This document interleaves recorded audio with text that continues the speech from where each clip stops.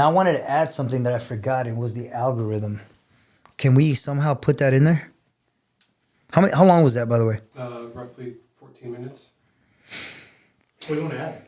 Well, I want to explain when I went to talk about the algorithms, how it's designed to fuel. I wanted to say I found out that it actually works in the opposite direction too.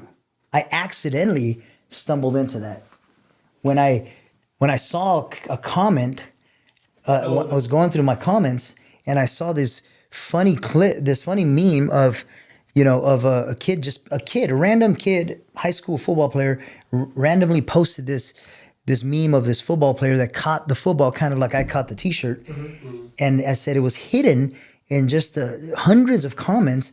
And I accidentally figured out that you can pin it to make it go to the top and stay at the top of the comments, and how it completely shifted the algorithm to positivity. And that kid had probably 2 or 3 likes on that when I saw it. And now he has almost 18,000 likes on that because I pinned his comment on the top. Oh, so you took that and just used it for positivity. As the first comment. I did it accidentally. I didn't even know that was possible. Well, not even necessarily as positivity. You just put it there. Yeah, we thought it was cool. No, but it did something weird, because here's what happened. It did do something positive, because here's what happens. People see the 10-second clip, right? And they say, I don't know if I love it or hate it. Let me look at the comments. First comment, negative. This man stole the shirt. I hate it. Or look at it. I don't know if I love it or hate it. Look at the first comment. Funny football catch. Amazing. I like it.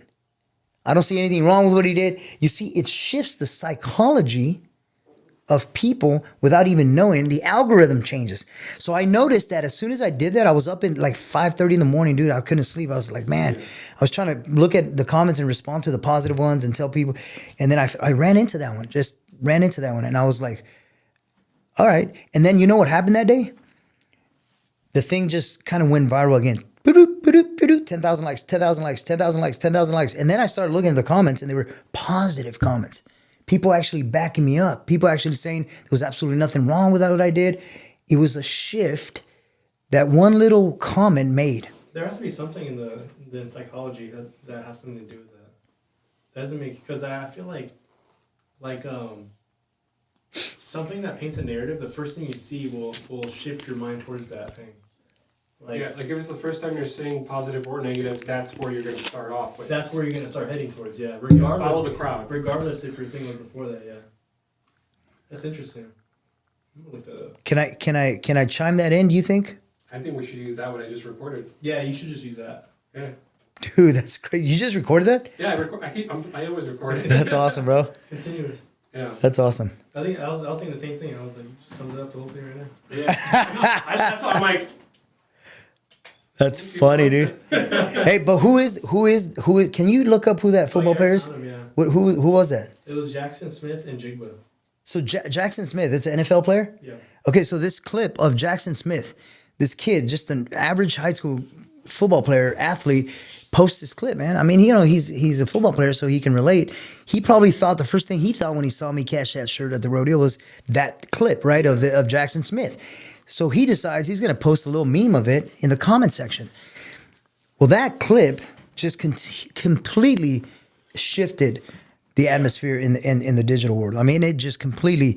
So, I saw how powerful the algorithm is. Yeah, it is incredible, and you can use it for good, or you can use it for evil. And I've seen both.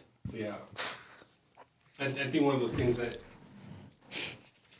if you have this opportunity to not sway, because that sounds like deceiving a little bit, but like show the people that there's an alternative to negative. Yeah.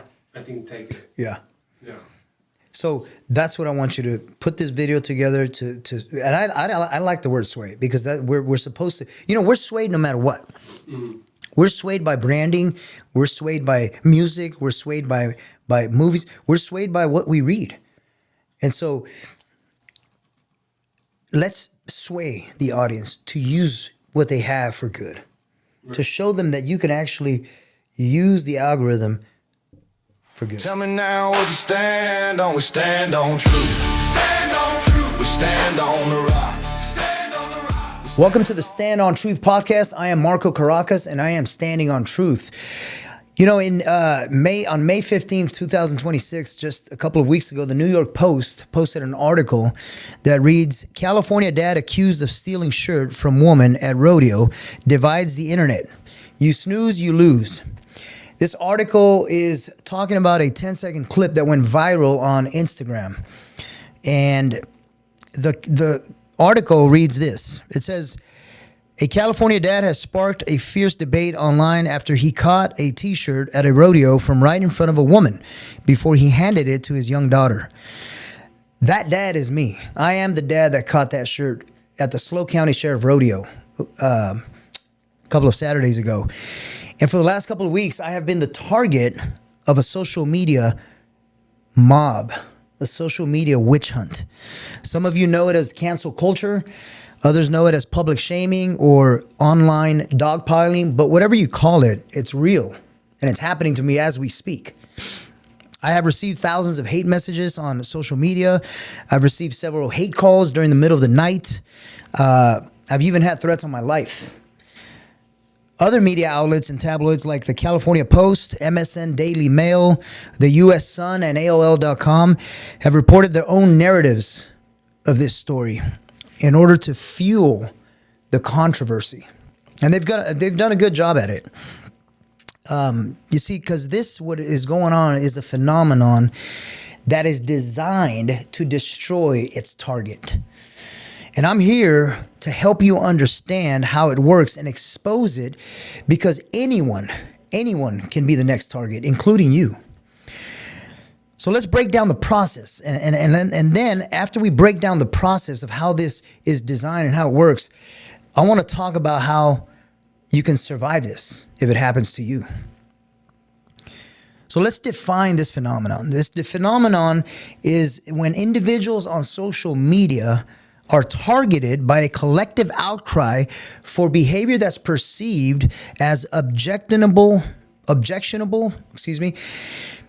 and it's most commonly referred to as cancel culture. So it happens when somebody posts something or says something or does something that is not accepted as a norm by our culture or our society.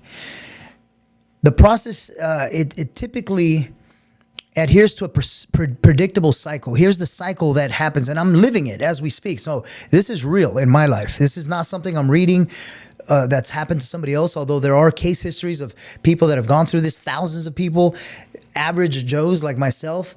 But it's also happened to movie stars and people that are highly influential people. So there's three things that happen. The first is the catalyst. What triggers this? It triggers when somebody discovers a post or something you tweeted or a video clip, such as in my case, of something you said or did or videoed that they don't agree with. And what happens is that it violates the evolving social norms. And so, as we know, society keeps changing, culture keeps changing, and they keep changing what they believe is right and what they believe is wrong, because there is no absolute truth in our culture anymore. They have rejected the idea of absolute truth. So now they're the judges and they are the executioners of what is right and what is wrong. Now, what happens after the trigger, after this video, for example, in my case, it was a 10-second clip that we posted on Instagram of me catching the shirt for my daughter at a rodeo. It goes viral, and then all of a sudden the dog pile starts. The platform algorithms accelerate engagement via outrage, promoting thousands of concurrent negative interactions, demands for consequence, and aggressive messaging. This is exactly how it happens, by the way. I was a little bit freaked out about how accurate this is, because I'm actually living it step by step in my life. For the last couple of weeks, I have been. So the algorithms, they fuel the controversy. They fuel the anger. They fuel the hatred. And they use people's comments, they use people's hate, they use all of this to continue to make it just go into a direction that is almost like a forest fire that's unstoppable. That's what it feels like. Now, there is a distinction between the advocates of it and the critics of this phenomenon. And the advocates describe this as a call-out culture where, like I said, there is no absolute truth in our culture, but they become the judges of what's right and what's wrong. And so if they perceive something to be wrong or they feel like something is wrong, then they're going to call it out. And they're going to hold the person accountable, and they're going to punish the person to the max extent of social media punishment, or I would say digital world punishment. Actually, it actually transfers into the real world too, because what these people do is they go after your employer. They look for who you work for. They look for you to try to threaten you physically. I mean, it is insane what's happening. Now, the critics of this, they argue that this escalates to a performative harassment devoid of context, devoid of due process, and devoid of any avenues of rehabilitation. In other words, devoid of any opportunity for the person that supposedly made this mistake to make it right. There is no opportunity whatsoever. Now, again, this is 1,000% accurate and on point. It does turn into the worst type of harassment. There is no context.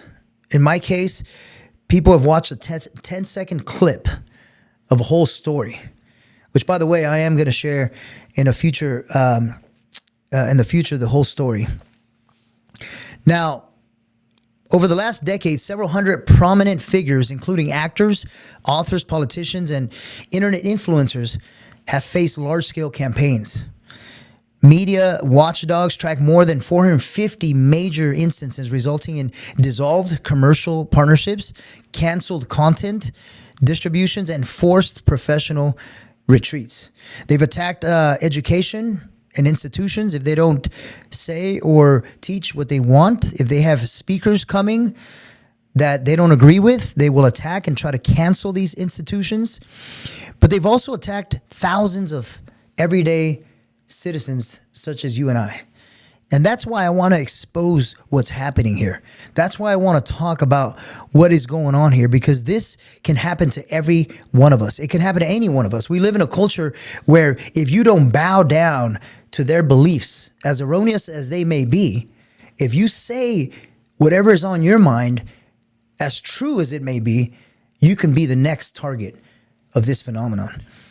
But I'm here to tell you that there is a way to survive the online mob. There is a way to not be canceled. There is a way to not be affected by this. As a matter of fact, when I started on social media, which was about 4 weeks ago or 5 weeks ago, I had gone 10 years. My wife and I decided after we were married to get off of social media, and we were off of it for about 10 years. Ironically, we came back on social media to be able to influence people in the right direction. There's so many different ways to influence people, and we've seen that on social media, a lot of people use it for negative things. We decided, you know what? We're going to influence people to follow Jesus. We're going to influence people to believe in marriage and families and raising kids at home. My wife is a homeschool teacher. And so we thought, we're going to use this platform, as little as it was. We had 70 friends on Instagram when we started. And after this clip of me went viral and I became the target of this social mob and this social media witch hunt, I went from 70 friends to about 10,000. So I'll tell you why that happened. Because for me, my identity was not, and will never be on social media. It will never be in what people think about me. It won't be in my employer or who I work for or how much money I have or what kind of car I drive. It won't be in what people think about me. My identity and my family's identity is very firmly founded in Jesus Christ. And so instead of going from 10,000 friends on Instagram to 0, because that's exactly what this is designed to do, it actually turned around and worked in the opposite direction. I went from about 70 friends on Instagram to about 10,000 now. That's because we have decided that we're going to use this platform to spread truth, not lies, to spread good, not evil, to spread love and not hatred. And I believe God has blessed that and has now given us a platform to be able to talk about those things. Now, in Romans chapter 12, verse 2, it says, do not conform to the pattern of this world, but be transformed by the renewing of your mind. And then you will test and approve what God's will is, his good, pleasing, and perfect will. See, in the Bible, there's many instances where people had the opportunity to either bow down to the culture, bow down to pagan gods, or stand on truth. Stand firmly on the foundation that they knew was right. That's what we've decided to do. And now, because of that, we have been harassed, we have been threatened. The social media mobs have tried to destroy us. But the reality is that we know where we stand. We know who our Father in heaven is. We know who our Savior is. It is King Jesus. And we will not bow. And I want to encourage all of you out there watching to use your social media platforms for good, to speak the truth, to speak up, even in the face of opposition, even in the face of violence and aggression, even in the face of the mob. Speak up.